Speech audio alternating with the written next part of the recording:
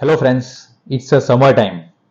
ગરમીના દિવસો છે, વેકેશન ટાઈમ છે અને as per news reports, weather reports આવનારા મંથ્સમાં કદાચ ગરમી હજુ પણ વધી શકે એવું સંભાવના છે. સો આજે ખૂબ જ સરસ ટોપિક તમારી સામે લઈને આવ્યો છું, હીટ સ્ટ્રોક ઓર હીટ હાઇપર પાયરેક્સિયા, કે જેને આપણે ગુજરાતીમાં લૂ લાગવી પણ કહીએ છીએ. તો બેઝિકલી હીટ સ્ટ્રોક છે શું? હીટ સ્ટ્રોક એટલે બેઝિકલી આપણી બોડીને ઓવર હીટ એક્સપોઝરના કારણે આપણી બોડીની જે નોર્મલ હીટ રેગ્યુલેટરી સિસ્ટમ છે એ અફેક્ટ થાય છે, એ હેમ્પર થાય છે અને આપણી બોડીનું કોર ટેમ્પરેચર છે એ ખૂબ જ વધી જાય છે. એ લગભગ 40 ડિગ્રી સેન્ટીગ્રેડ અથવા તો 104 ડિગ્રી ફેરનહીટ કરતાં પણ બોડીનું ટેમ્પરેચર વધી જાય છે અને આપણી બોડી પ્રોપરલી કૂલ ડાઉન થઈ શકતી નથી. તો આ કન્ડિશનને હીટ સ્ટ્રોક કે હીટ હાઇપર પાયરેક્સિયાથી ઓળખાય છે. આવા પેશન્ટના લક્ષણો શું હોય છે, સિમ્ટમ્સ શું હોય છે? તો બેઝિકલી આવા પેશન્ટ મોસ્ટલી ટેમ્પરેચર સાથે પ્રેઝન્ટ થાય છે, એકદમ હાઈ ગ્રેડ ફીવર હોય છે. પેશન્ટને ખૂબ જ હેડેક એટલે કે માથામાં સખત દુખાવો થાય છે, માથામાં ઝટકા લાગે છે. આ સિવાય ઘણા પેશન્ટ ગીડીનેસ એટલે કે ચક્કર આવવા, પ્રોપરલી બેલેન્સ ના રહેવું, પડી જવાની ભીતિ થવી, આ બધા લક્ષણો સાથે પ્રેઝન્ટ થાય છે.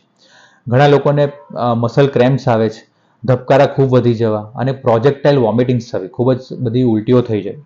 આ બધા લક્ષણો સાથે ઘણા પેશન્ટ પ્રેઝન્ટ થાય છે.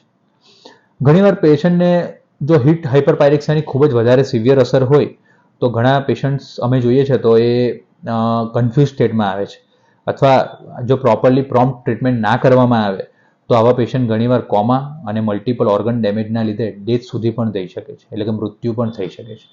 તો હીટ સ્ટ્રોક કન્ડિશનને સહજતાથી તો ના જ લેવી જોઈએ, ઓબ્વિયસ વસ્તુ છે.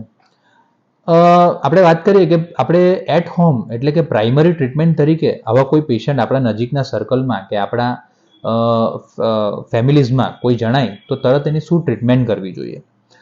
બેઝિકલી આપણી બોડીનું ટેમ્પરેચર ખૂબ જ વધી ગયું છે તો આવા પેશન્ટને તરત જ આપણે કોઈ કૂલ ડાઉન એટમોસ્ફિયર એટલે કે એર કન્ડિશનિંગ રૂમમાં લેવા જોઈએ.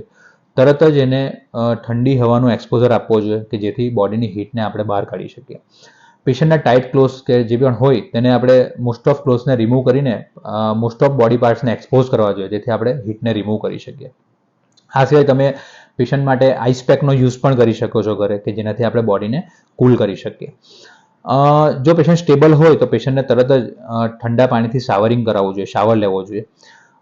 કૂલ વોટરમાં બોડીને ઇમર્સ કરવી જોઈએ કે જેથી પણ આપણે બોડીનું ટેમ્પરેચર ડિક્રીઝ કરી શકીએ.